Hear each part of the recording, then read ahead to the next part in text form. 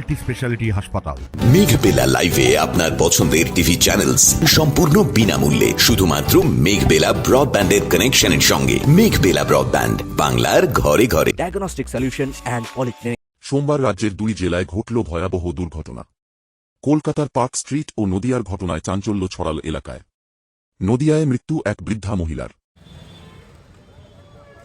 এদিন একদিকে হাওড়া থেকে আসা একটি E1 বাস কলকাতার পার্ক স্ট্রিটে হঠাৎ তার নিচের টায়ার রড ভেঙে যায়। নিয়ন্ত্রণ হারিয়ে সোজা ধাক্কা মারে রাস্তার ডিভাইডারে। বাসের সামনের অংশ চুরমার হয়ে যায়। বাসের বেশ কিছু অংশ ক্ষতিগ্রস্ত হয়েছে, তবে শেষ পাওয়া খবর অনুযায়ী প্রাণহানির কোনো খবর নেই।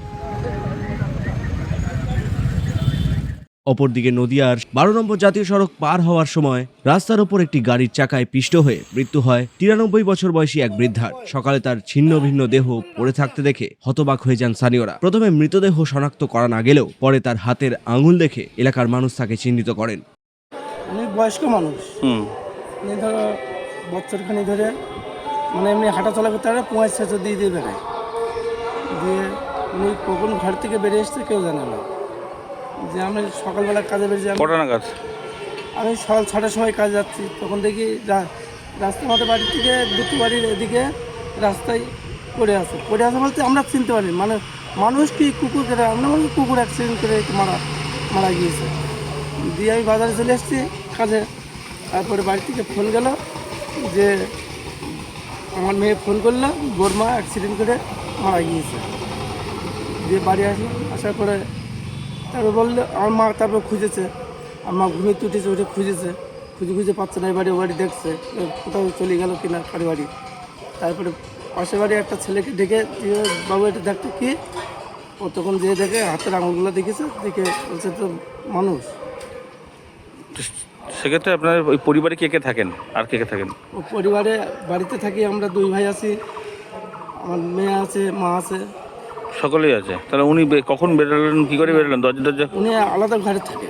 আচ্ছা, উনি হয়তো প্রায়শই কি রাস্তা পার হন উনি মাঝে মধ্যে অন্য সময়? না উনি কোনোদিন রাস্তা পার হয় না। ওনার কি শারীরিক বা মানসিক কোনো অবসাদ ছিল? মাঝে মাঝে মাথা একটু হয়।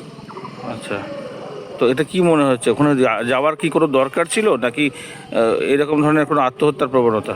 না, এরকম কোনো নেই, ওনার খুব মরণে ভাই, মানে আচ্ছা, তার মানে দুর্ঘটনা এটা? দুর্ঘটনা ঘটেছে। তাহলে কি ওইদিকে কোথাও যাচ্ছিল রাস্তা পার হয়ে?